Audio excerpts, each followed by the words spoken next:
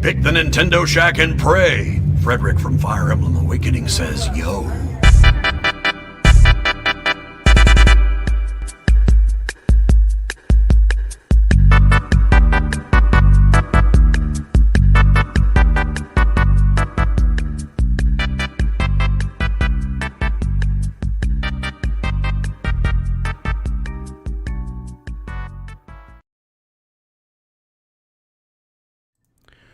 Greetings, Kooplings, and welcome back to the Nintendo Shack. Well-lit Nintendo Shack with actual power and electricity this week.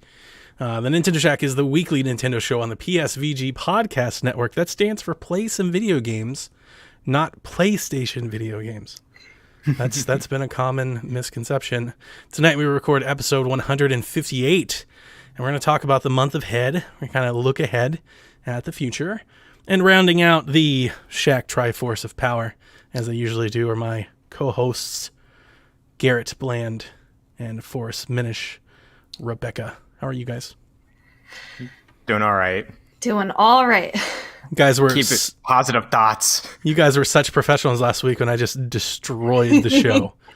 That was so much fun, though. You have to admit. I ruined the local recordings.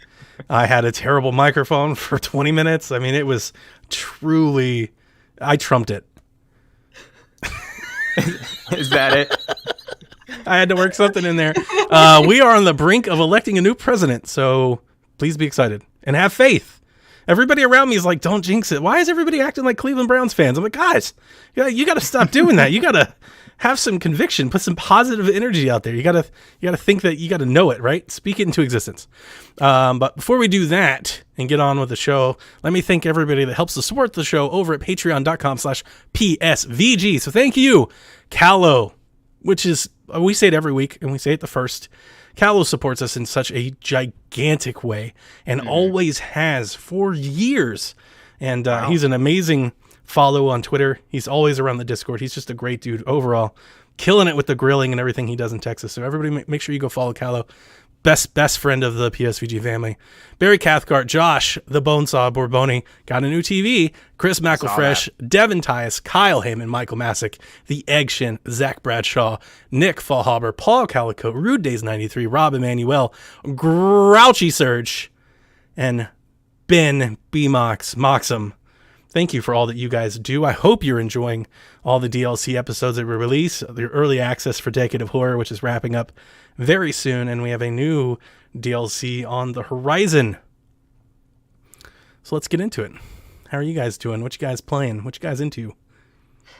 I haven't really been doing a whole lot of new stuff. A lot of basically what I talked about last week, I continued doing this week. So I did pop onto Animal Crossing for all of the Halloween event. Good. I don't know if either of you did. I totally did not. Nope. I really liked it. I made my island look really spooky for Halloween. I got all of the pumpkin items, the jack-o'-lanterns, and then I thought it was really cute. I had collected candy the entire month. All of my villagers were dressed up, went around giving candy to the villagers, got all of my exclusive items. It was cute. I mean, I didn't spend too long with it, but I did it. It was a good time. The best part about it is the emotes, the scary emotes going on. Yes. If you talk to Jack and you talk to one of your villagers, they teach you an emote for Halloween, and you can use it's like haunting or something. Yeah, there was like 3 of them or something. One of them hisses like a cat, and the other is just like a zombie or something. I don't know. It was cute. I'm really looking forward to what's going to be coming ahead. They did say that there would be a part 2 to the autumn update, which they haven't said anything yet. So I expect we'll probably get a trailer within the next week, 2, 3. When does winter start? Like late November? It starts in so like winter. It's got to be after Thanksgiving. In December, yeah. So they'll have the Thanksgiving, which they call Turkey Day. So I think the rest of the fall update will be sometime late November. It'll be something with Turkey Day, maybe some more fall items. The maple leaves will start falling. Great. And then snow in December. Nice. So that's what I've been doing in Animal Crossing. I still pop in, not every day now. Still just go on and kind of tinker with my island every now and then. But I decided to continue playing Resident Evil 4. Nice. It's one of the games that I started last week for Halloween. I had my whole stream with each day being a different spooky game for Halloween. And I've never played a Resident Evil game before this. I really liked it. It's definitely not my type of game, but I'm glad to be playing it just for the sake of experiencing a Resident Evil 4 game. And I am playing it on Switch. It's everything about it on Switch is fine. You can tell that it's a product of its time, very GameCube era with the way that the camera works and the controls work. So that's the remastered version. Yeah, but I mean that's really the worst part of the remastered version, that they didn't really fix any of that. Sure. But I kind of like the feel that it feels very GameCube era. I like games from that time. I don't mind. I say the hipster trendy thing. I think Resident Evil 4 is best played on Wii. Really? I really do. I have never liked Wii controls. I don't like motion controls. I don't mind the gyroscope type controls, but they don't you have use that the Wii pointer. You could play with the zapper, but I never did. But you use the Wii pointer as the gun barrel. Yeah. And basically, if you hold the nunchuck next to it, it very much simulates like you're holding a gun, and you play that way. So it almost plays like an on-rail shooter. You just have a joystick where you run around with. But I beat it on Wii. That's how I played it. I played it on GameCube, played it on PlayStation 4, and I've got it on Switch. I've played it a bunch of places. It's an amazing game. It's a really, really great one. It's not my favorite one. It's probably the best one. What's your favorite one? 3, which is also a hot take. I've got some Resident Evil hot takes, I think. Every time I tell people those things, they look at me like I'm crazy. My favorite is 3. It was my 3 before I knew it was bad. I played Resident Evil 3 on PlayStation 1, I think. PlayStation 1 back in the day. And I loved it. I was so into Resident Evil 3 back in the day. I probably beat the game 3 or 4 times over. Back then, like that summer. Wow. So I loved that game. And then later on in life, people are like, "That game sucks." I was like, "Oh, I guess it does." I had no idea. Yeah, I had no idea. I really liked it.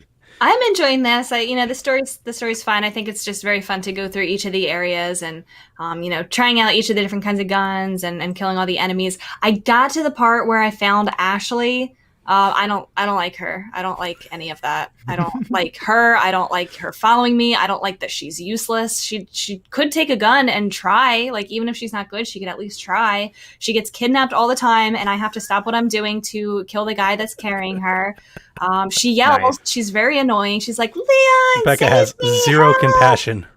She's not dressed appropriately for the setting that she's in. There we go. Capcom. I'm just saying, Capcom. Go Capcom. It's not good. We love Capcom games. I actually do Early like Capcom. thousands, late 90s Capcom. Let's go. But yeah, you can tell this is a product of its time. We need to get you in some Devil May Cry. Oh, I don't know. Let's play some of those JRPGs. Let's just go there. Normally, I don't really like gore or horror or anything scary like that. This isn't really that bad. It's old enough that it's not realistic or anything. So it doesn't bother me. It's just more cartoony than anything, and it's not overdone. Sure. So I'm okay with that. It is a little over the top of the giant crocodile and stuff like that. Resident Evil, the early one, the original, Resident Evil 2, obviously the OG, very grounded in a sense that, the worlds aren't that big to explore. You're kind of in the same place. It's like that haunted house type thing. Resident Evil 3 kind of goes a little more action. Resident Evil 4, literally just ramps it up a notch. They just cranked it up. Well, I like that part. I like that it's a little bit cheesy, but it doesn't take itself too seriously. Yep. It's that fine line where it's not cheesy where I'm groaning oh my god, this is so ridiculous, versus too serious. It's that nice middle. And then most people believe it it kind of went off the rails there, and then it comes back with 7. 7 is more true to form. I've heard that one is actually scary. It's the closest thing on a video game space that we've ever had to Texas Chainsaw. Okay. Yeah. If you've never watched that, no. I could tell from your reaction. Never mind. Not much into horror games or movies, but Decade of Horror, guys, check it out. I know. If I played any Resident Evil game, what's the first one I should try out? For nostalgia purposes, Resident Evil 2. Resident Evil 2 remake. Okay, cool. That is I'll be down with that. That's the quintessential Resident Evil experience. If you like it, go to 4. No, hang on. If you like it, go to 7. If you like 7, go to 4. And if you still played all of those and you still like it, then go to 3. Sounds good. I played Evil Within 1 probably like 60% of the way through, and I liked it. I just never finished it. Sure. So. Well, I would like to finish this. I've heard it's not like terribly long. I'm hoping within the next 3 weeks or so, maybe I'll have it finished. Who knows? But yeah, I'm enjoying what I'm playing. I don't know if I'll go seek out other Resident Evil games, but I'm glad to just be experiencing it. Yeah, that's good. That's cool. I'm glad you're playing it. It was, I've said the little anecdote for a long time, but I think Resident Evil really shaped the way that I play games. My earliest video game experiences that really stuck with me, and I think this is why I'm so weird or different when it comes to PSVG land, especially, were Zelda and Resident Evil games, which very different games stylistically and thematically, but very similar mechanically. A lot of the same overlapping things, and I play almost every game. Like, I'm almost conditioned to play games that way. I play games like Zelda and like Resident Evil. I just take that approach to games, and I play every other game the same way, where I lift up everything, I click on every object, I go behind. Like, if I go downstairs, I immediately turn around to see if I can go behind the stairs. There's a lot to find, and it rewards you. I noticed that there's a lot of healing items in each corner. So yeah, you're right about that. When I was streaming Destiny, I remember Devin was constantly yelling at me. So I never wanted to play Destiny because I don't do multiplayer. He was like, I'm going to coach you through it. So I got it one day and I got on the stream and he was in the chat telling me what to do. And he kept yelling at me because every time I would aim down the barrel to shoot people, instead of just holding it down and unloading like hundreds of bullets, I would go tap, tap, tap, tap, tap, tap, tap, tap, tap. And he's like, what are you doing? I'm like, I'm saving ammo. He's like, why? Why are you saving ammo? And I was just like, I don't know. It's what I do. That sounds like you coaching me in Golf Story. It was a very similar experience. It was a very similar experience. But yeah, I kind of have it that way. And I've always, like when I played Horizon, the exact same way. I jump on everything. I climb everything. I go under everything. I'm constantly just moving through. I almost canvas left, right, up, and down like every room and just keep going. I just kind of clear things. I don't know. I think it's just because Resident Evil, when I first started playing games in the 90s, Resident Evil, I played those religiously. Those were like the Resident Evil and Zelda games. Those were day one games for me. That's cool. I really like that you're playing it. I hope that you keep with it. I'd like to hear more from somebody that's never played it. I'd love to hear more stories like this. Like, I've just enjoyed even talking about this already. Yeah, awesome. It's good stuff. Nice. I'm playing No More Heroes. Still playing. Yeah. Not playing nearly as much as I thought I would be this time a week ago, and that's because I've been working a lot. We were without power, we're doing all that stuff, and then I actually work for our elections office. I build the software tool that the Fulton County, Georgia, Atlanta, use to run their election, like manage their polls. So if a poll loses power or has a water pipe break or anything like that, my system is the one that tracks the response to that and all that. So it's been a long couple days for me. So I haven't played as much video game as I wanted to. I actually don't think I've touched No More Heroes since last Thursday, maybe Wednesday actually, because we were without power on Thursday. So Wednesday. So I haven't played much anything since then. I can tell you though, I can talk about something. Got me a new controller. You got it. I had 2 controllers that I bought because I was in the mood. I just in the mood for a new controller lately. It's really nice. I had sold so much stuff, and I got that Zelda PDP controller, or Power A controller, right? Yeah. The Hyrule Shield one. Mm-hmm. I took that controller back in less than 30 minutes of opening it. No, really? I tweeted about it. It's not that it's bad, so if you have it, I don't want you to feel bad. I don't want to put you on blast. It's not right though. Like it's not bad. You can play with it, but it's not on. It's not where it's supposed to be. It looks beautiful. It's great. It has a little box package that has like a little window visor so you can flip it open and see it in the box. It's like, this controller is gorgeous. I'm going to play Hyrule Warriors with this Zelda controller. And when I took it out, it's got the back paddles. Everything feels good. It's a little light, but everything feels good. Mm-hmm. That's really a shame. So I wanted to ask you guys, do you test controllers? Like if you get a new controller, you're like, all right, I'm going to test this out, or do you just start playing with it? What do you mean test it out? Just like figure out all the buttons? There's another weird thing that I think I do. When I get a controller, I'm like, all right, let's go Super Mario 3. Like I hit Oh, you Super go to a Mario game. 3, I hit Ori, and I play Doom. And I want to see the controller. Like, let's go see the controller. And usually Breath of the Wild, especially if I want to like test motion controls and stuff. And I was in Super Mario 3 for 12 seconds, and I was like, it's not right. You can usually tell right away. No, I don't normally buy new controllers enough to even think about doing that. Like, I really only get the official like Nintendo Pro controllers, and like we know what those qualities are like. Sure. No, I don't do that. So with the controller you bought, Donnie, I did play some classic games like Donkey Kong Country and stuff like that. And yeah, I was like, okay, this feels good. I'm good. Okay. Like if I'm able to, with the D-pad, and it feels like an SNES like classic controller to me, but you can also play it, regularly as well. I was like, this is exactly why I bought it. So I was like, okay, I'm good. It's so funny because at first I thought it was like a placebo effect. I was like, maybe it's just me. I turned on Ori. It's like, it's not me. And I had a really hard time explaining what it was. So here's the thing. It's not latency. It's not like a lag issue, which is the first thing people go to, right? You press the button and the reaction time is it's almost like the opposite of that. It's like too sensitive. There were moments where I was jumping and I felt like I was moving. So ultimately what I did was when I was in Ori and I noticed it wasn't right, I was like, all right, so I want to run across the screen. I want to jump and I want to land right here. And I would land near there, like left or right of there, but I could never land on that spot like routinely. I couldn't get adjusted to it.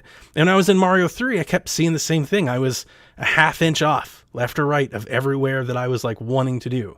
And it just didn't feel right. It felt, like I said, too sensitive or like too reactive, which made it feel not as precise as that. It almost sounds counterintuitive, but I feel like if somebody is experiencing it, I think they'd know exactly what I'm saying. Like it's too different from what I'm used to. So therefore it wasn't good. Definitely. I was like, it's too far outside the margin. And I was talking to, I want to say, I'm going to forget who. I wanted to say Joel. I think it was Joel.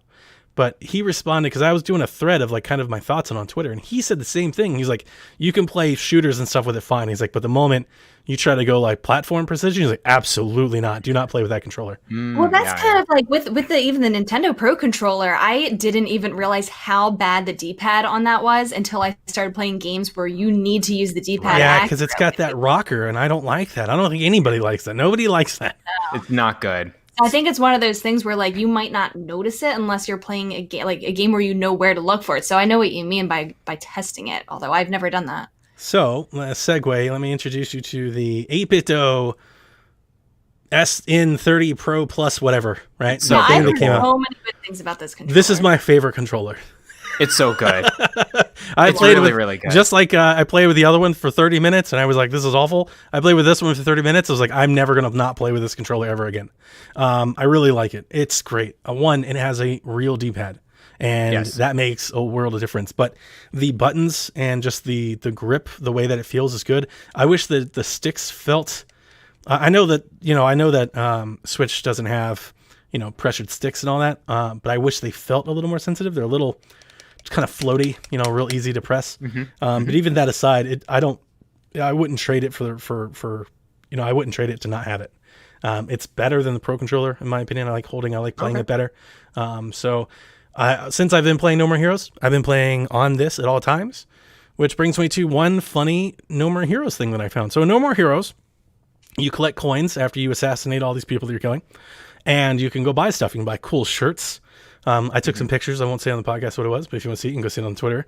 So I took some shirts, and you can buy new beam katanas, lightsabers. I bought a beam katana that lets you go dig around town for extra gold, and there are all these dots on the map.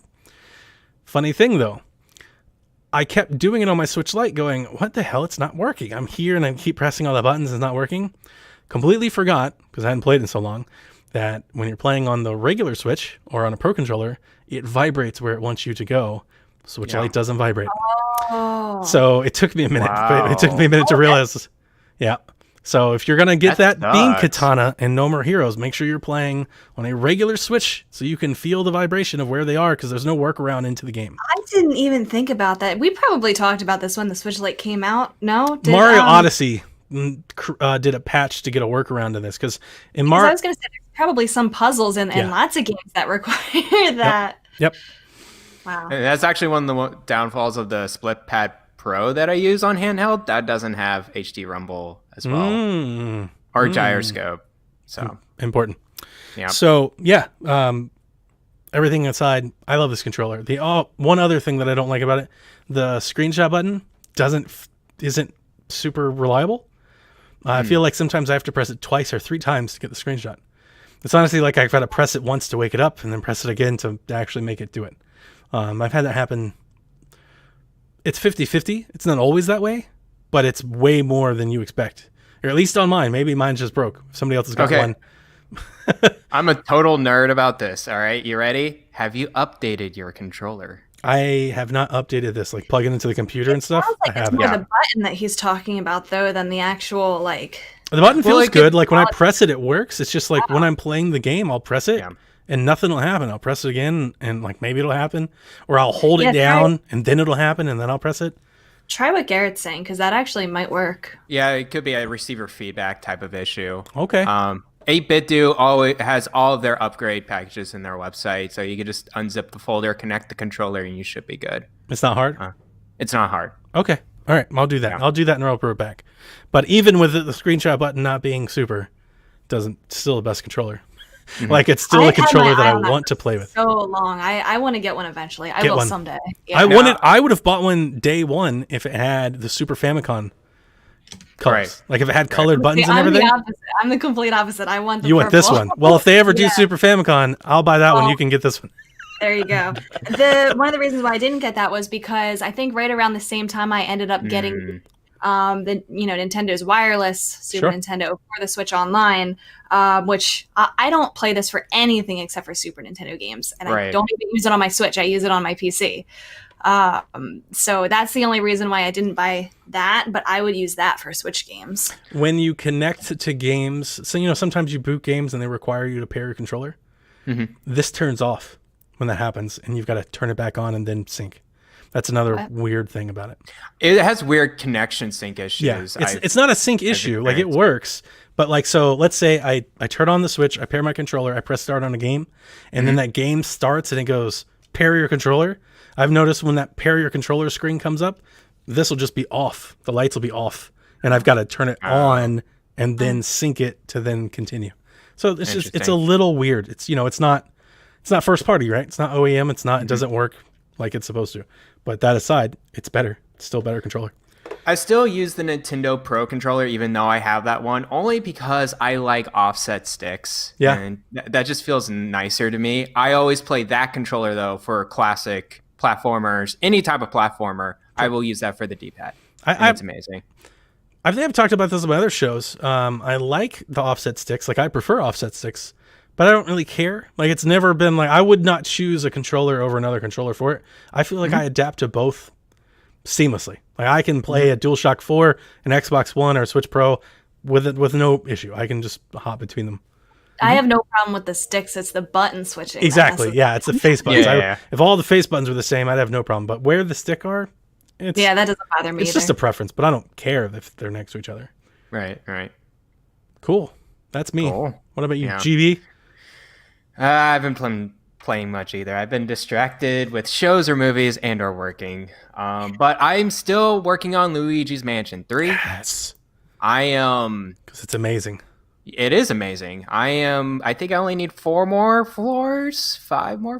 I'm on the hotel suites with the 3 ghosts. Yeah. So I just beat the Pharaoh. You're getting there. I'm getting there. I'm having a great time. How freaking great is that movie level? The which one? Oh yeah, the movie one. Yeah. No, I really the Godzilla part. Oh, that is like best Mario stuff ever. It is so good. I think I put it on Twitter too. Yeah, I explained it last week how that one was probably the most innovative level I've seen coming off of that game. It was so good. The Pharaoh one, fantastic. I actually sucked all the sand up because I was OCD about it, and I'm like, there's nothing. There's no achievement. There's achievements in this game. And don't speak that word into the ether. You know what's going to happen. Sorry. Don't do that. Sorry. Milestones. What was it called? Milestones. I sucked up all the sand. They would call them milestones too. You know what? It took me like 30 minutes. So I'm like, okay, did I get every spec, every particle around? I was like, okay, I think I got everything. And I went inside the ferrotim and come out, all the sand and the boss. And I'm like, you know what? Come on. All right, but whatever. Yeah, Luigi's Mansion 3, great. Still going through it, but let me introduce you to a little gadget I've been playing with. It's called the Retroid Pocket 2. I got it Sunday. Yes. Yeah. So this is a emulation. It's an Android device, first and foremost. It's based on Android 6.0, but it's built to be an emulation machine. So it has a lot of emulators packed in. You can also, if you don't care about Android software, you can go straight to their homebrew bootloader and like do a bunch of emulators there. But what emulators they have in there is like PlayStation 1 and then PSP, but also N64, SNES, NES. You got MAME, you got Dreamcast, you got a lot of different up to PSP and N64 is pushing it.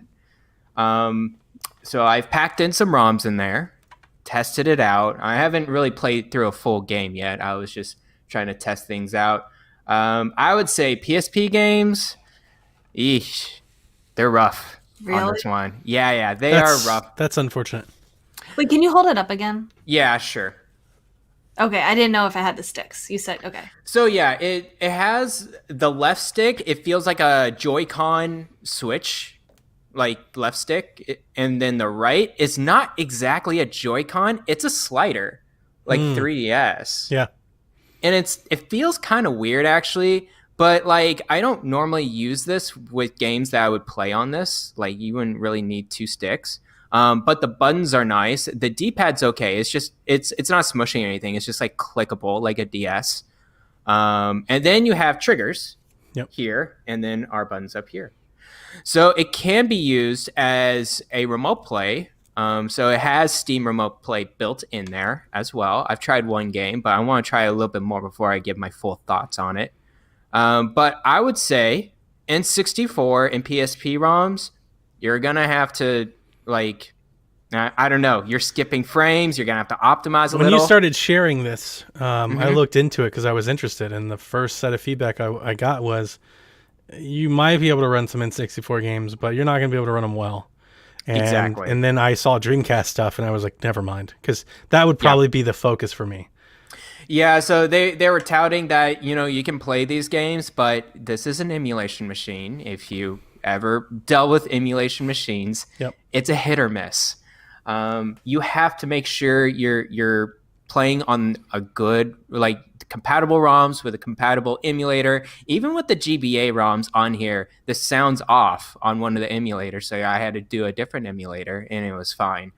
But other than that, I expect the PSP stuff to run well. I have the PSP emulator on my computer, and I play Hot Shots Golf on it.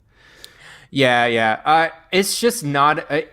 it's running it. It's just when there's so much in there inside a small screen, that's when it gets rough, and it's hard to run that well. On my Vita, I've jailbroke that, and I can run PSP ROMs just fine on there. Sure. But it looks like this little thing doesn't pack enough punch to really play heavy PSP games. They did pack in some ROMs in here for me to try out, but like, yeah, you're going to have to skip frames or whatever if you want to do PSP or N64. There's a market for it, and eventually somebody, will put a Snapdragon in one of those damn things, and it'll actually play some stuff, and it's going to be a lot of fun. That's the thing, though, is it's the price, right? This price is cheap. It's not like $300 or something like that. This is $80. When you said 80, I'm like, oh my God, I should go get one. Yeah, so what I want... Hang on a second. For what? What are you going to play on it? Super Nintendo games in right. bed? You have a 3DS. Like, that was my first thought. I was like, wait a second. Should we get one of these and put Super Mario on it? I don't have the new 3DS, so I can't put Super Nintendo games on my 3DS. You have a new 2DS. Yeah, you have a new 2DS XL. Wait, but you can't get Super Nintendo games on that. Yes, you can. Yeah, you can. All new 3DS games you play on new 2DS. Well, I have to buy them. Exactly. That's another thing. They're like $4. So I can buy A Link to the Past for the 20th time, but not everything's on there anyway. Like, I would want to play like... There's only like a dozen. But yeah, it's not much. All the Pokemon games are there. That's yes. true. Get every one of them. They're worth every dime. I can put all the Pokemon games on that thing. That's true. But is it going to run the same? It's going to run fine. Yeah. Yeah. GBA and GBC games will be just fine. You guys are way more tolerant of emulators than I am. You got to do all this weird config right? with save files and stuff. You had the Super Nintendo Mini, like the 3DS, you get the save states and all that stuff. Man, Donnie, I haven't touched that since the weekend. Why did I buy that? Anyways, what I love about this thing is two things. It's HDMI direct support to a TV. So that's cool. Like, I didn't know that. I just connect it to a monitor. Works perfectly fine. Now, I still have to control it on the handheld itself. Sure. I would have to test it with a Bluetooth controller to see if that works. I don't know if it has Bluetooth or not. I have to check that. But I mean, it's fine. It's just like you're plugging in. It's okay. Yeah, that's fine. And also the screen itself on this thing is fantastic. It's an IPS panel, very bright, and the pixel density is like, it's so much better than a GBA or a GBC screen. Better than a DS screen I've ever seen. Even Vita, like the pixels per inch on this thing is really, really good. And I was playing Donkey Kong Country 64. And looking at on the screen, it looks really, really good. Now it chugs a little when I see a lot of open areas and landscapes. But yeah, I'm liking this little thing. What I plan to do with this is load it with a bunch of just retro. I would love to play more SNES, GBA, GBC games, and possibly some PlayStation 1 games on this thing, and go from there. But yeah, all the emulators you want too. You got RetroArch, you got a bunch of other external they've installed on there if you want them, or you can choose their other bootloader, and they have a lot of options to choose from there. That sounds fun. It's a cool little thing to tinker with. But again, as Donnie said, it's not for everyone. If you're willing to tinker with the games, with the ROMs, and see what's compatible or not, I think I consider this. But if you just want to play the games and just want to do that and don't want to care about that other stuff, I don't know. I think my emulation experience has always let me down. Very few times I've ever played an emulation experience where I said, this is as good or better than the experience that I remember. It never is. It's never going to be as good as the original experience. Well, I mean, you would think that it could be, right? Like, I've went as far as buying PC versions of Nintendo 64 controllers so I could play games on my PC instead of buying an N64. I'm always let down. And I have an i7 processor. It's not a power thing. It's just not the same. It's an emulator. Right, it's the emulator. It's not the same experience. It's got wonky menus and all this, like, basically hacked code to make things run and stuff. And it's just not the same. It's just not as good.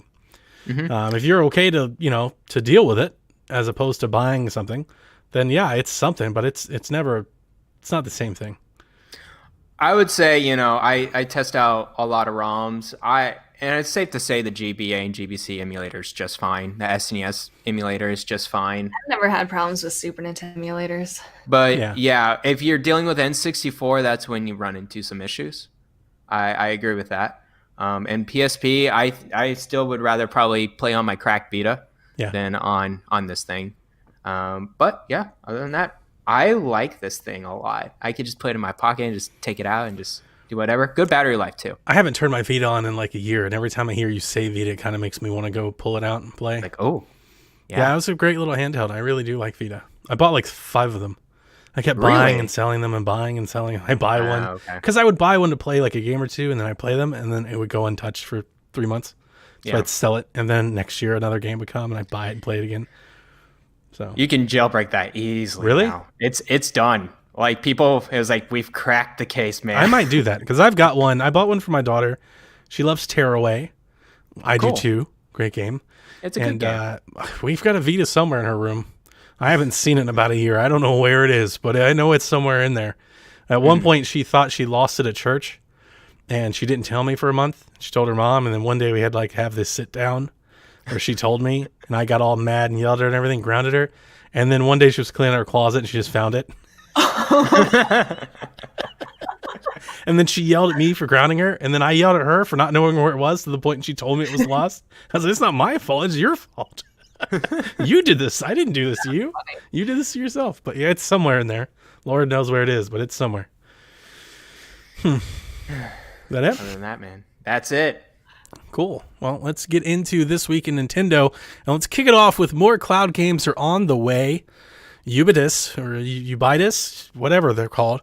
They're the tech team behind the cloud-based version recently that released Control and is doing Hitman and all that stuff. And they said that they're planning to bring more games to the system. The company said in a recent press release that they are working with numerous game developers to bring their games to Nintendo Switch via Cloud Play, which begs the question, what games do you want? What do you think we'd see? This is a very Garrett question. Why is it a very Garrett question? Like, I'm not going to play these games on Switch. We've already talked about, I mean, well, obviously, I think it's easy to say. We've already talked about one. I would expect Capcom to be here early and often, and I would expect Resident Evil 7 to show up. They already have it. Ubisoft games is where I'm leaning towards, I would expect Ubisoft's going to put their game wherever. So I would expect Ubisoft games to show up as well. I think it would probably lean, I don't know, how about, you guys tell me what you think about this. I want to say that I think it would probably lean Japanese development instead of Western development because they're a Japanese cloud service provider. Maybe they work closely with them. I don't know if that's, fair or not, but I would just imagine that might be the case. Yeah, seeing Hitman and Control, though, it doesn't seem like they're exclusive, right, to the Japan studios. Yeah, I'm not really sure. I feel like it's going to be like a game-to-game basis, like if it's going to be really popular on the other systems, if it makes sense on the Switch. Cyberpunk? Cyberpunk? I mean, they have cloud. They have a cloud version of Cyberpunk. Most of the previews and the early access were all done via streaming.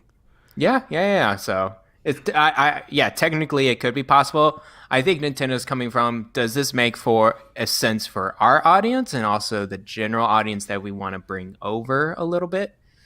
It could be Cyberpunk. Assassin's Creed Valhalla would be a great one. Madden? Yeah. Dude, sports games. Maybe. It depends on how well you need to control those sports games or how tight these games are going to be, right? Yep. I'm imagining Call of Duty, probably not going to happen, not because of the violence and everything. We got a lot of violence. It's not going to be a great way to play that game. Exactly. It's not going to be a great way to play that game. You're probably going to want a slower pace game to run in the cloud, just to give you that little margin of error. Yakuza? That's a good one. That's a real good one. Yep. I would say more single player games than necessarily online, because wouldn't that take a lot more power to do streaming and connecting with other people online? I don't know what the technology is there. Yeah, not necessarily, because the online part of it would be running at the server anyway. The stream is literally just delivering you the picture. It's just picture and signals. So not necessarily, but sure. I mean, I could imagine like anything, like, so Stadia supported, Ubisoft supported Stadia early and often. Yeah. Right. And they're going to do the same thing for Luna. We do see some indie games like that have really supported Stadia and stuff like that. So maybe that's a port way of porting things to Switch that don't cost so much. Because I don't know what the back end of Ubitus is doing, but for Luna, for example, they're running Windows servers, which means that if your game is playable on PC, that's a pretty one-to-one port. So that could actually make way for a lot of game developers. Because if like you're a smaller dev, you may not have the money to pay a panic button to spend a year to port your game to Switch. So if you can, quote unquote, copy and paste your game to a cloud service and get it over there, it may not be what you want to do, but it might be the most feasible thing to do. Maybe have that option. It's like, hey, we'll have the cloud-based game out like right when the release date we have the other consoles, but we will have the native version of the Switch later. Do you think that could be possible? Sure. Yeah. I don't know how much Rockstar wants to do this, but I absolutely could see Red Dead 2 and Grand Theft Auto 5 coming to Switch this way. Yeah. I think that makes a lot of sense. They could sell more copies, and that's a game that I actually think people would snatch up. I was going to say, I hope they do. That's one that I actually probably might buy if they do. I don't think a lot of people would, but I think a lot of Switch people would, I guess, if that's the right way of putting it. I think it has some market. It always sells. I think it would. Yeah. I think it would too. Just to play it on the go with a decent control scheme, I think has some value. And with Control, it's going to be better than what you could run the game natively at anyway. So Yeah. Rebecca on Game Tech, I postulated that it was maybe, now this is pie in the sky, Donnie's utopian dream. But, we're talking about the Switch Pro and iterative software, right? Where you keep releasing better and better Switches.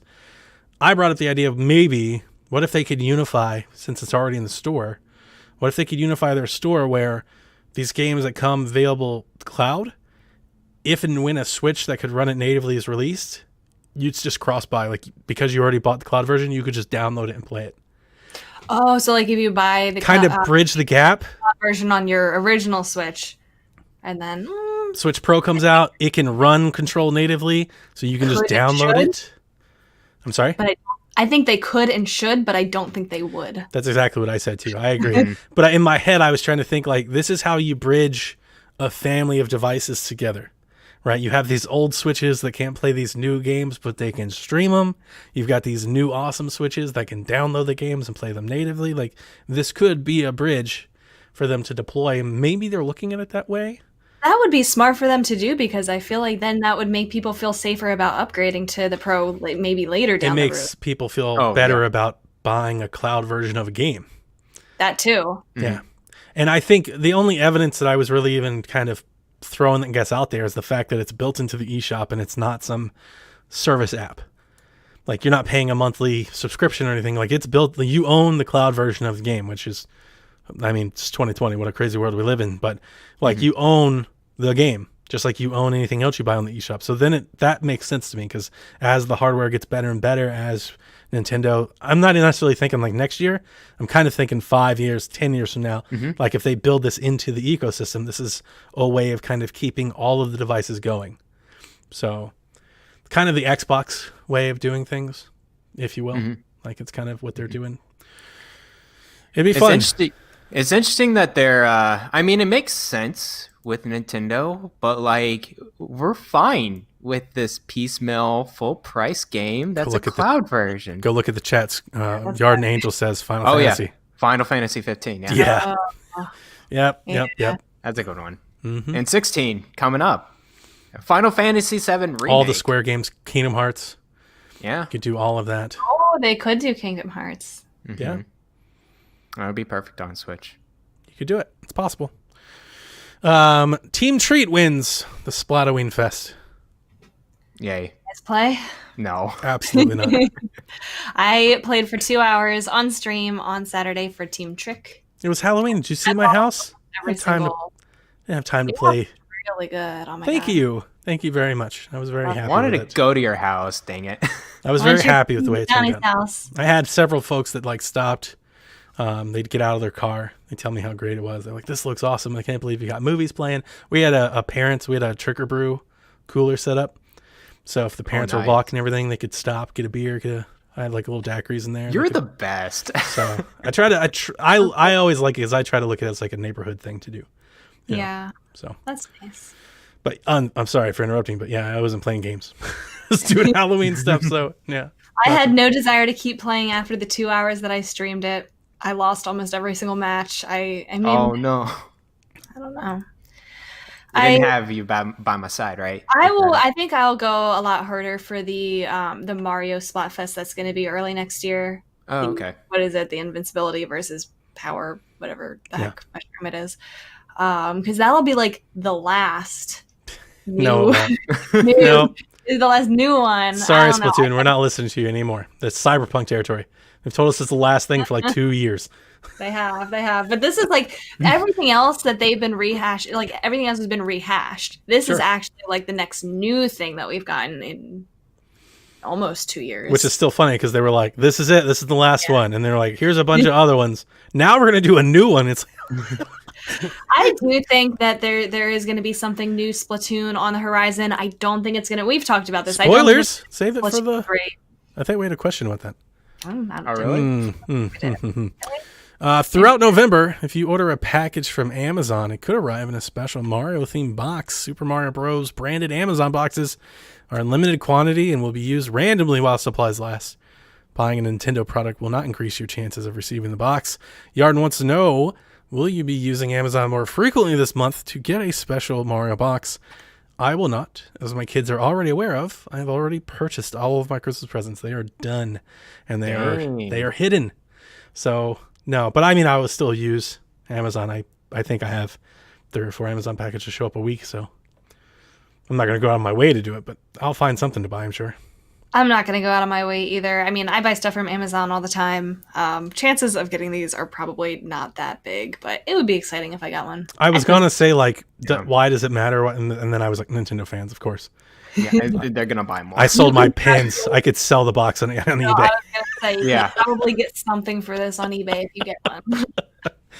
Gosh. Yeah, I'm not going to go out of my way either. It's Mario. Most of the stuff I get are in the bubble wrap packages anyway, so it's you get the smaller stuff? Yeah, I just get a lot of smaller me things. Me too. You're right. Yeah. Speaking of November, here's some highlight releases for next month. So we have Bakugan Champions, which is out today. I shared a video and some screenshots of playing with Jack today. I gave him his birthday present 5 days early. And his birthday is this weekend. And we started playing Bakugan. And I only watched him play for about an hour. I played for about 15 minutes myself. It's very Pokemon. It's not as fully fleshed out as Pokemon. So I think a very apt description is to kind of say it's a stripped down version maybe of a Pokemon.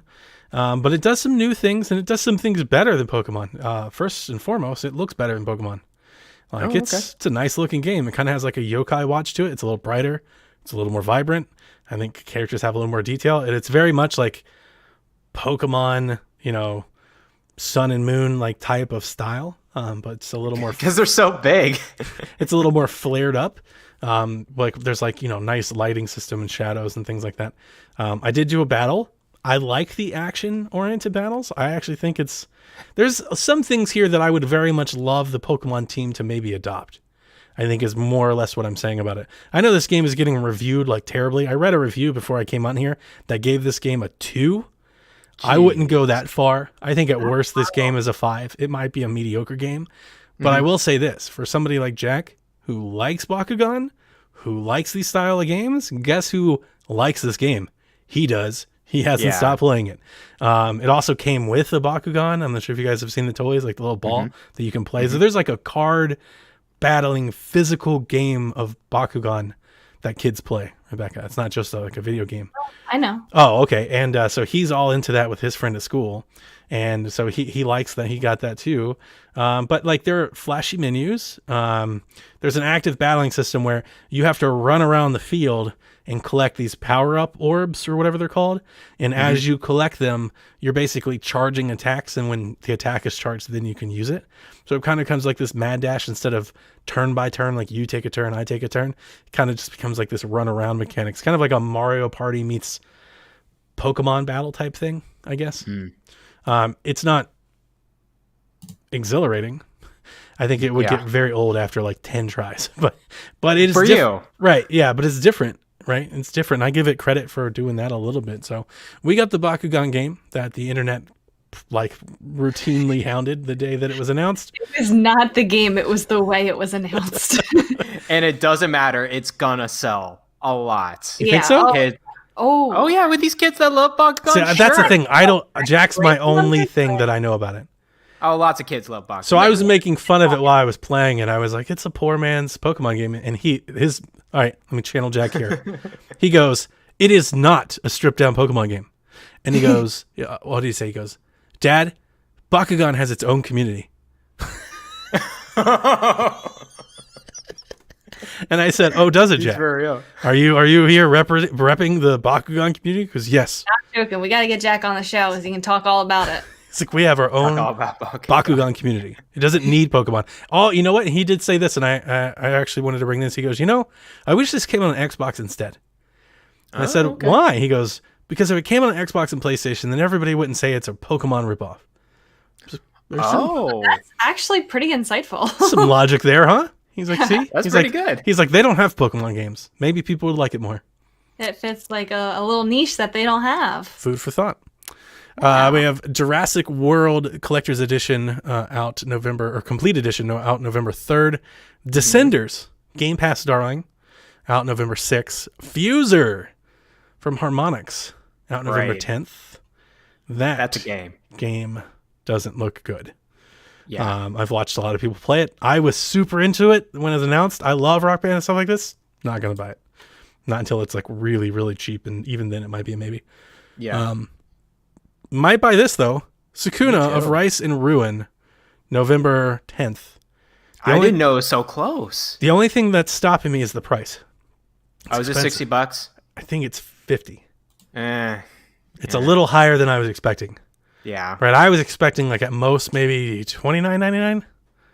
Yeah. And I think it's 50. Maybe it's 40, but I think it's 50. I'm just buying so many other games. Like this will be definitely like, let's look at it on a sale. I don't know, 6 months from now. It looks great though. It does look good. Looks really good. It's a fantastic looking game. And and I mean, we've got some time between now and Zelda. I think if it reviews really well, I might buy it. That would be the thing. Like if people are like, "Oh, it's a really good game," that might put me over the edge to give it a try. Mm-hmm. Just Dance and Let's Sing are out the 12th and the 13th. Kingdom Hearts Melody of Memory. They're little people are liking that. I was gonna say I've been seeing a lot of buzz about that one. Mm-hmm. Kingdom Hearts fans. Rhythm game. Well, no, it's me too, a rhythm fan. I think it looks kind of cool. I like rhythm games. I think other people that are non-Kingdom Hearts fans are like the demo. They really did. So if you like rhythm games, just check out the demo and see if it's right. See, I like rhythm games. I just don't like Kingdom Hearts. So. Yeah. Well, there you go. Sorry, it's Kev. very hard. It's very hard to like them. Need for Speed Hot Pursuit is out the 13th. Sniper Elite 4 is out the 17th. And then obviously all eyes are on Age of Calamity, which is out the 20th. And then Maid of Skur, little horror game, is out the 26th. I have that on Xbox. I haven't played it yet. And then I wanted to kind of give you a little look ahead. Empire of Sin, Immortals Phoenix Rising, and Fire Emblem Shadow Dragon, and John Wick Hex are out the first week of December. Interesting. So you've got some things popping up right there. And of course, unless they all get delayed. Who knows? We don't know. We think we know, but who knows? Who knows anymore? But Empire of Sin is definitely on my radar. Cool. I will be playing Immortals Phoenix Rising. I just will not be playing it on Switch. Don't play on Switch, please. I will be playing Fire Emblem Shadow Dragon. Me too. Right. John Wick Hex, I have it on Epic. I want to try it out. Ooh. It looks good. It's a turn-based game, which is... You tell me if it's good, and I probably buy it on Switch. Sounds good. I'll do that for you. What are you, Rebecca? You going to get any of these games besides Hyrule Warriors? I don't think so. No, nothing there is really popping out as like, I need to get this. So Age of Calamity? Are you serious? I said besides Hyrule. I'm never getting a Zelda game ever again.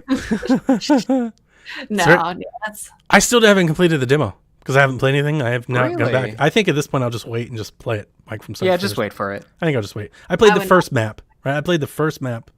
Like I got it. I'm just gonna. There's only one more map or main map. I'll just wait for it and play it the whole thing. Yeah, it's not a long demo. Really? I mean, it's 2 hours or something like that. It's not. It's not that. It's I haven't. It's not. It's that I haven't played it and that we're so close to it and I'm playing something else. It's like, I'll just wait. You got 2 weeks. That's kind of it for me. It's like I'll just wait. Mm-hmm. Yeah. Rebecca. Yes. Let's hop into some chat questions. I really liked this first question that we got from Zach. As a fan of both, he wants to know, what is the likelihood that we could someday get a Pokemon game where you can go to all of the regions and a Mario Kart game featuring every track that's ever been? My answer is 0% likely for Pokemon, 100% likely for the Mario Kart. For sure. For sure we will get Mario Kart Ultimate one day. But Pokemon, if you didn't hear me laughing... It will never happen. Yeah, right. The size of that game, oh my gosh. It would be awesome, though. Because here's the thing. When you first say it, I go like immediately like open world, but they would never do all of them. They would do one of them at a time. They would do little open world remakes of every single one. Pokemon MMO, let's go, man. Yeah, that's what they would do. They would never do all of them. Why would they? They don't. It's like a fan dream for 15 years now, or however long it's been since Generation 2, and we haven't gotten a second region since then. Let me generate a little bit more of a dream for you here, logically. Cloud version of this game. You don't care about memory or size. You just keep on adding on content on this cloud version Pokemon. I never want to play a cloud version of a Pokemon game. Really? Kind of not. No. Why not? I don't know, because it's every time when I usually play Pokemon, it's very like isolated solo, like me playing, You know, like well, it's still you playing. It's just but I gotta be connected to the internet. Yeah, I think that defeats I the see what you mean. purpose of Pokemon. It scares me a little. You're always connected now with Pokemon. You're connected multiplayer wise, right? You don't have to be though. You don't have to be. Sure. You could play in airplane mode. I'm just saying this is like a games as a service cloud version because I'm worried about the size of the game. It wouldn't fit at all. Of course. But they're never going to do it at all, so it's a moot point. No, it's 0%. I agree with you. Let me build this dream a little bit. When I was playing Bakugan, I posted a picture and somebody replied to it on the Shack feed, and they said, "Man, Pokemon Gigantamax battling got insane, huh?" And I was like, "Yeah, they updated their engine." Do you think the Mario Kart featuring every track of Mario Kart Ultimate, if you will, is a 100%? Yeah, because I think already you could, if you told me that's what you thought the next Mario Kart game was, I wouldn't be shocked. Like that wouldn't surprise me. And I think eventually, well, I mean, how many more Mario Kart things can they do? Right? Like we've got AR Mario Kart, we've got phone Mario Kart. Like they're running out of Mario Kart things to do. They always do a different game. Well, I could see because obviously a Ultimate Mario Kart would have all of the tracks, all the characters, everything that's ever been. But I also would think they would do different like modes, so all the gimmicks would come back. Sure. So you'd have like the magnetic whatever it is from. You'd have Double Dash. You'd have all the battle maps. You'd have they'd have different. That would be legit. Modes, all the battle. Modes. It'd be amazing. It'd be so good. I think they would do that. If you added in like more Nintendo characters and then they'll throw DLC at it. It would be the same treatment that we got for Smash Ultimate. And then the question becomes where do you go from Mario Kart after that? That would be the problem. I think they would find another gimmick. So here's the thing. Oh boy. Here's the deal. Here's the thing. I don't think Nintendo fans are going to like hear me say this, but for a game like this, if you're going to give it the games as a service treatment, I almost rather them go like free to play, or they've got to find a way to have some sort of recurring revenue to keep the game generating money, right? Because like for me, for example, now this is different for Kart because I'm a much bigger Kart fan than I am a Smash fan, but for me, I'm never going to buy another Smash game ever again. I don't play Ultimate enough, one, right? So like I said, I'm not a huge Smash fan to begin with, so I realize that. I can't see them making a reason for me to buy another Smash game. Your reason is going to be in 10 years when we're all playing Smash one night and you don't have the game and you want to play with us. That's going to be the reason. And I'm going to buy the same Smash Ultimate game that I already have? It will. There's going to be another Smash game. It's going to be a new Smash game. But what are they going to do to it? I won't be involved. A different feel to the game. Future 10, 15 years from now, there's going to be. Okay. All right. And you're going to buy it so that you can play with all of us. Like, we'll that's see. just what Smash is. It's going to be a silky smooth 4K, 120 frames per second. Sure. The feel of a fighting game, Donnie, is very different between Melee, Brawl, Wii U, and the Ultimate. And so I think they've nailed it, actually, with Ultimate. I think you're right, as like, how can they make a new Smash Bros. Game? For me, it would be Subspace Emissary. Solo content like that I might actually pay for, maybe. And they try to do it with Spirit Board a little bit, like trying to make a new thing. It's not the same, but yeah, I think that's what they're gonna have to do in order to get. I would even buy a Subspace Emissary only game. Give me all the Smash characters and let me do a little platformer action. Yeah, story that's not game. gonna sell well. No. I would just buy that game. Sorry, I'm dropping that. That's not why people buy Smash. Of course it's not. I realize I'm an outlier. Nintendo would take that idea and turn it into a different idea. So my question then, applying it to Kart, right? They give me a Kart with every battle map, Double Dash, every mode, every map, every character, and new characters. And then it's like, then how do you sell Smash again? The Kart? Yeah, or I'm sorry, Kart. Yeah. How do you sell Kart again? You do all that. Then how do you sell Kart again? Another gimmick, something you just that release a new system and you sell the same Kart again? There's every single Mario Kart game has had some kind of gimmick that sells. I mean, it works. I bought it on Wii U. I bought it on Switch. So, like, if you're saying, like, different systems, it works. But they would have to be different systems, right? You can't be like Switch 1, Switch 2, Switch 3. Because I already bought it on Switch 2. I would expect it to play on Switch 3. You've lost me. Okay. transitioning between consoles, I'm not so sure if they're gonna make like a different version that's gonna be incompatible with the previous version. I think you're right with that. It's just I think they're gonna make a new game after an Smash Ultimate, So and it's they're gonna make a new game. Kart Ultimate. Kart. It's the greatest kart game ever made, and then they're just gonna make a new game with a gimmick.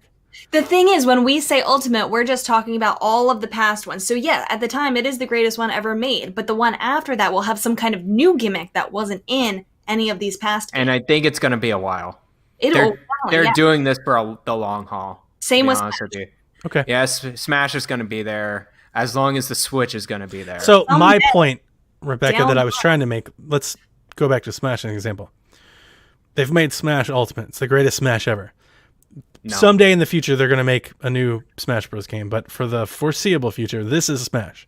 So if they came out with a new console, like let's say there's a Switch Pro, I would expect my copy of Smash to play on that console. Yes. So like them selling me the game again would give me some heartburn. Like if they were like, you can only play it if you buy the Switch Pro version of Smash Ultimate, that would piss me off.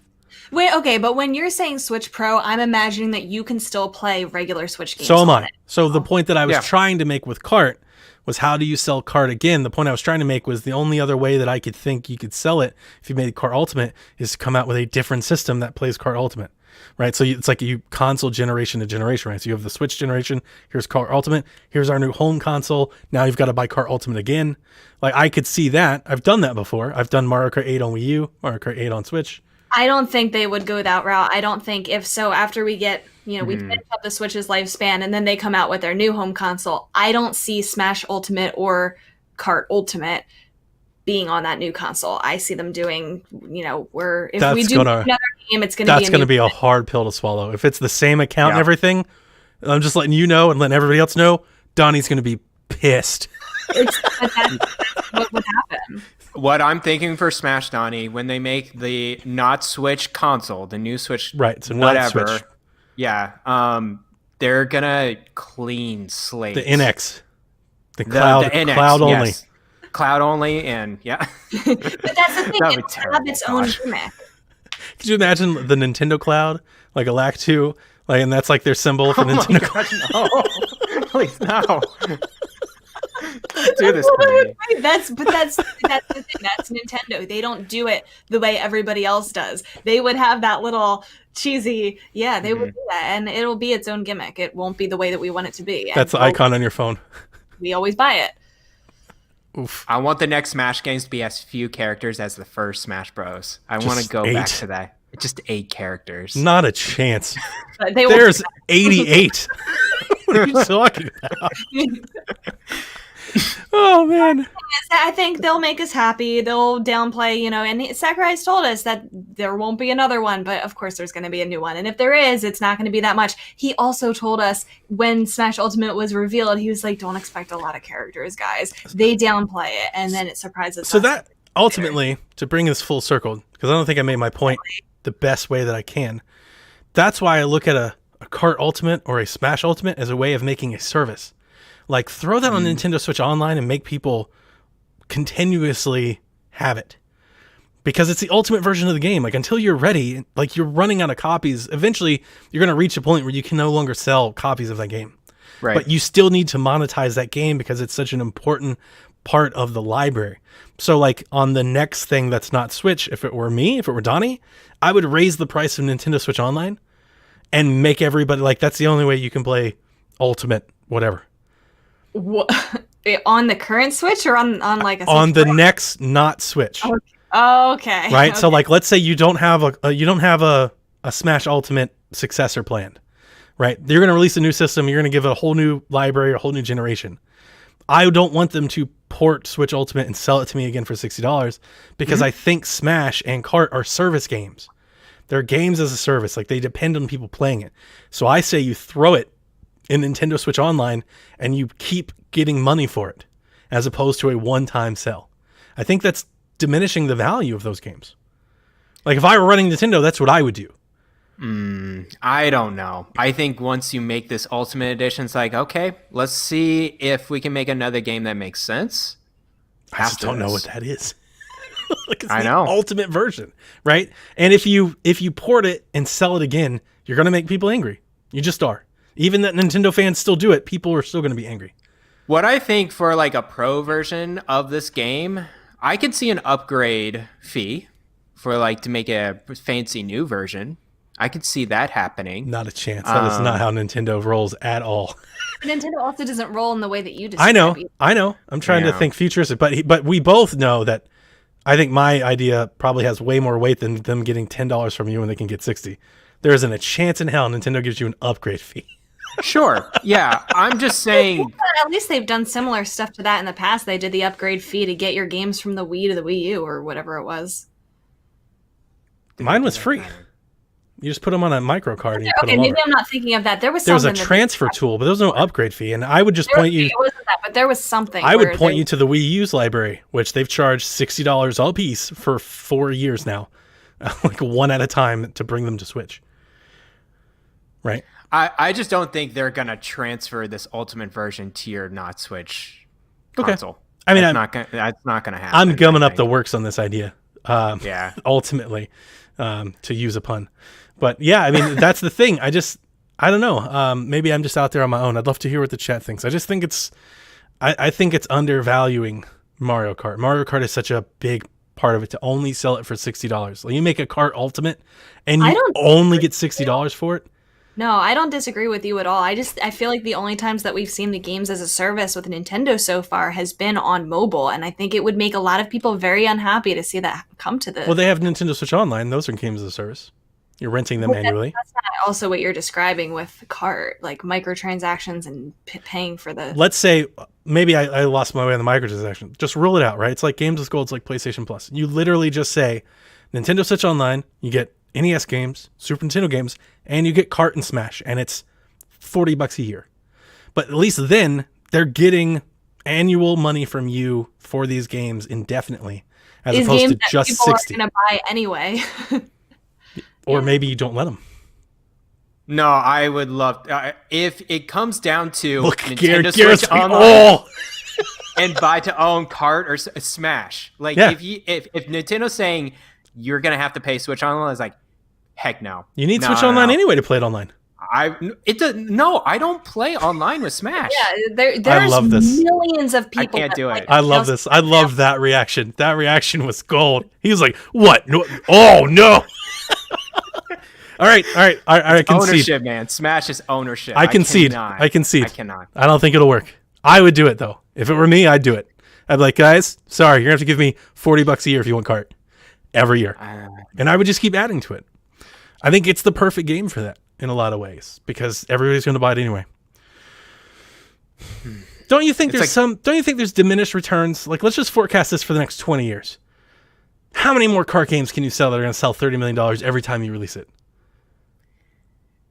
Well, it's going to depend on what they're going to make next with the Kart. We don't know, right? You're right. And I think a Kart Ultimate, right, is going to elongate that life cycle. Sure. It's going to get a lot of sales too.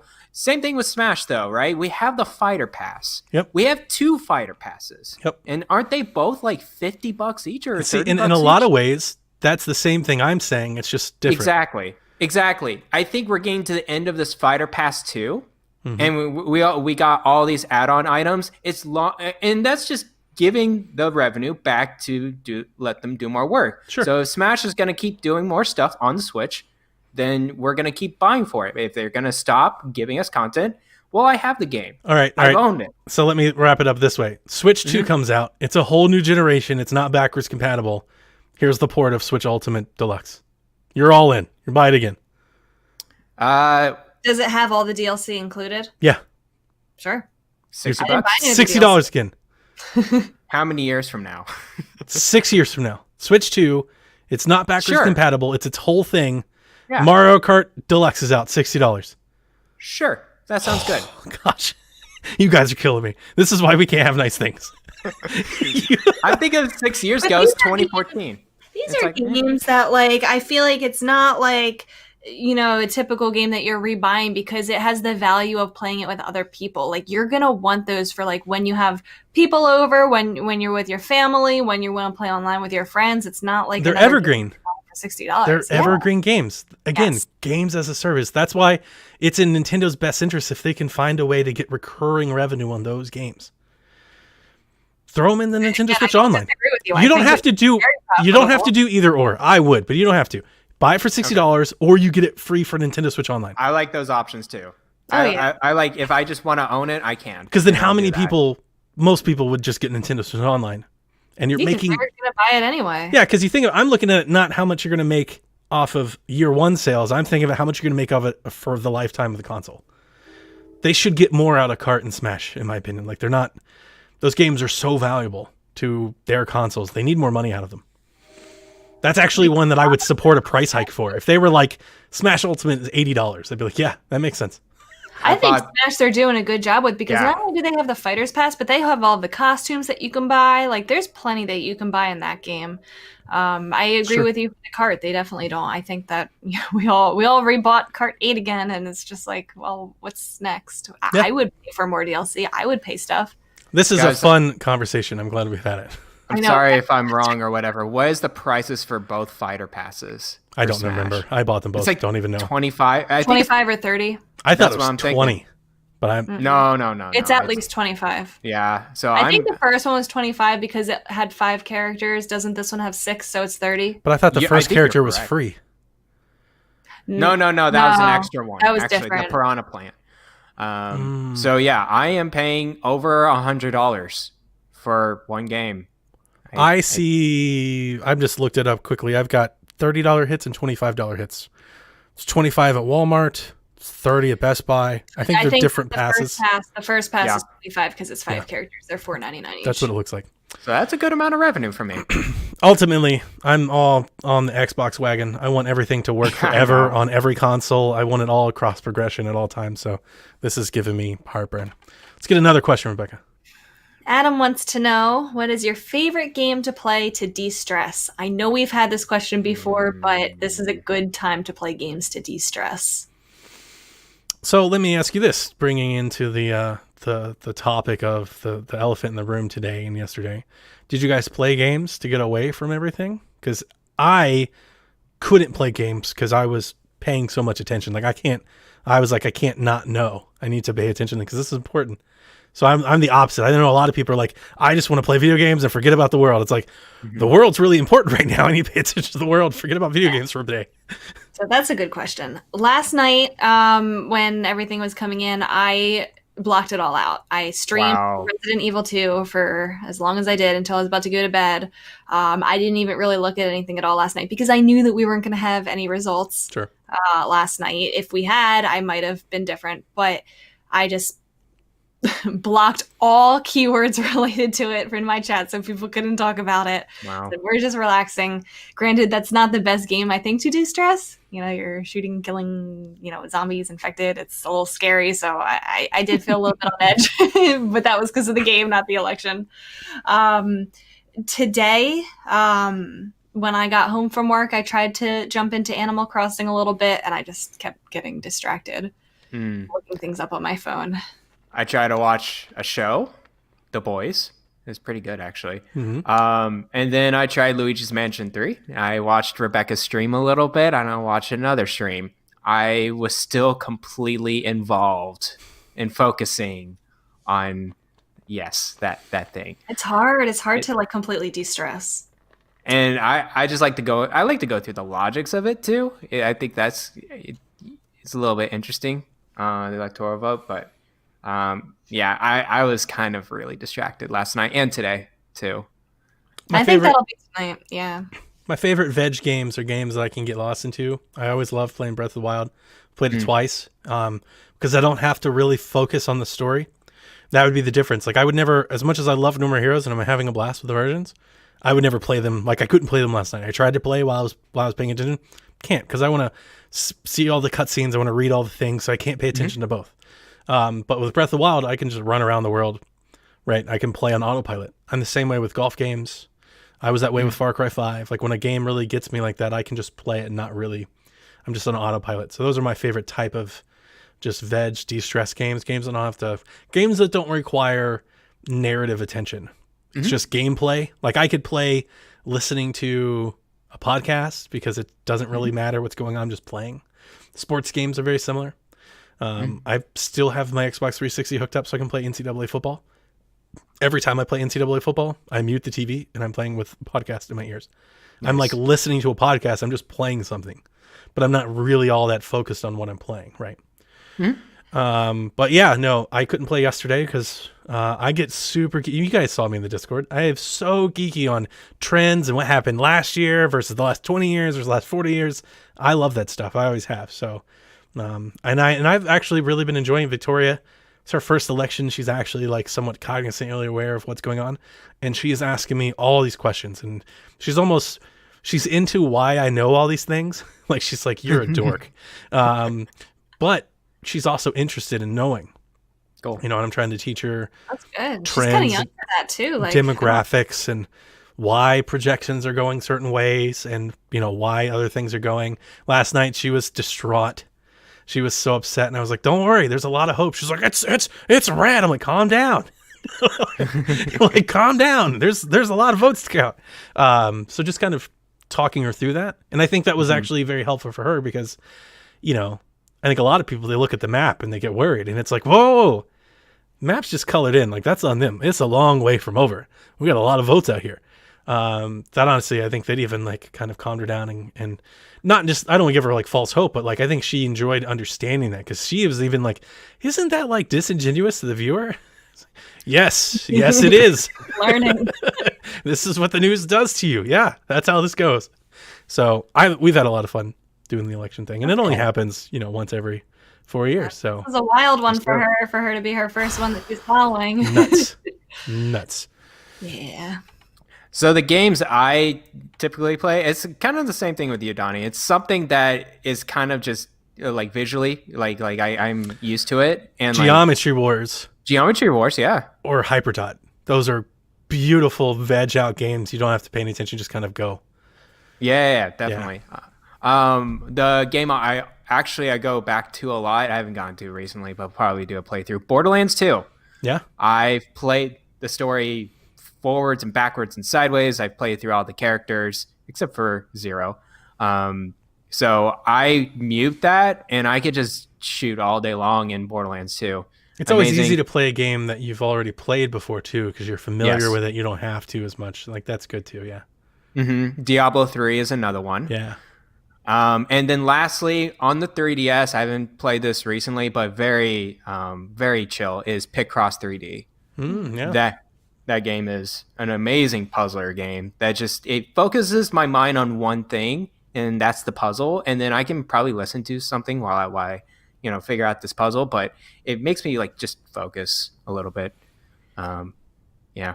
For me, I haven't played this in a really long time, but I've been saying I want to get back into it because of all of the updates. But Stardew Valley is another one for me to use to de-stress because I can just get into a routine in that game and kind of do generally the same stuff each day, improving my farm as it goes, go into the mines, try to get down as far into the mines as I can.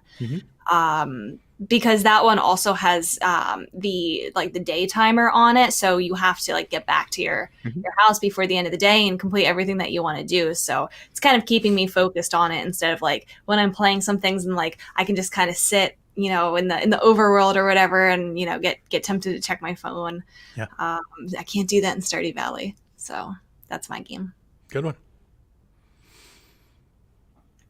Do we have time for more? Do you have time for more? I have all the time in the world. What about you, Garrett? Refreshing people all night. All the time in the world. There we go. We'll do at least one more. Sammy Doom wanted to know, when's the last time you've collected everything in a game? 100%. That's a rare occurrence. That's a good question. I rarely do it. To be honest with you, I've probably never done it. I rarely do it. The ones that I do, I specifically got on my way. Probably The Last of Us, to be honest with you. I've played The Last of Us, I don't know, 8 or 9 times. On my 3rd or 4th try, I sat down because I wanted to get all of the dog tags. They have collectibles. There's dog tags throughout the game. I still don't have the platinum. I'm not going to do all that. I played on all difficulty levels and stuff that's like that. Crazy hard. I'm not doing any of that. But I wanted all the collectibles. I wanted all the secret all the secret stashes. I wanted all of the notes, and I wanted all of the dog tags. And I sat down with a guide and went through and got every one of those. Nice. I don't know if this counts. It probably doesn't. I've collected every Pokemon that there is. That counts. That's pretty good. That counts. That's like the ultimate version of this. Yeah. That's the definitive answer. Pokemon Ultimate. Thing that I mean, I'm sure that I've 100%ed a couple Zelda games. I don't, like you, Donnie, I don't really go out of my way to do that for most games. I decided though that I want to do it for the Minish Cap. Nice. I was recently watching somebody play that for the first time, and I want to go back and replay it, but I also want to 100% it because there's a lot to collect in that game, and there's a lot that is missable in that game too. A lot of people don't know that you can get the light arrows in that game, for example, and that there are remote bombs that you can get. It's the first Zelda game to have remote bombs. A lot of people don't know that. It also has the same thing in the Wind Waker where you can get all the figures, which there's one for every single character in the game, every enemy, every whatever there is. And that's part of the 100%. And I have never done all of that. So I would like to go back and do that at some point in the near future. Nice. I am really trying to think here. It's between two games that I did it first. I would have to, and maybe within actually a year apart. Witcher 3. Wow. I have, yeah. Wow. I don't know. So here's the thing about that. The chests, that's one of those stress, like kind of like de-stress kind of things, is that I watch a YouTube video, I see the icon, I go to it, and like I do that for just hours on end within the day. It's just collecting a ton of chests. I can appreciate that. When I was playing Far Cry 5, they have all these underground bunkers, but they're kind of like Zelda shrines. They'll have these puzzles, the environmental puzzles, how to unlock them. I did that, I think, for 2 weeks. Just that. It's just going around, just doing that, walking around, trying to find them. So yeah, I think I've collected every single item I think I could get off of that map in Witcher 3 and the DLC as well. So yeah, I'm kind of done with that game. You realize why I don't restart it anymore, because I would just go through the whole thing again. And then actually Fallout 4. Wow. I've 100%ed the trophies on the base game and the DLC. And that's the thing. It's my least favorite Fallout, but I still, Fallout 76 is probably lower. But yeah, I still really enjoyed it. And I wanted to get those achievements. Like, all right, let's go through and get all the trophies. So yeah, it's been a while though. It's been a few years since I've done 100%. I need to think about it some more. Been a while. It's been a while. Oh, I might have gotten 100% in Pokemon Snap. That game is like super easy to complete and like get a picture of everything. There's not every single Pokemon. I think I did that too. Yeah. I wouldn't be willing to bet on it, but I think, at least when I was actively playing it, I think I'd collected almost everything you could get Mario Golf. I did all the international tournaments.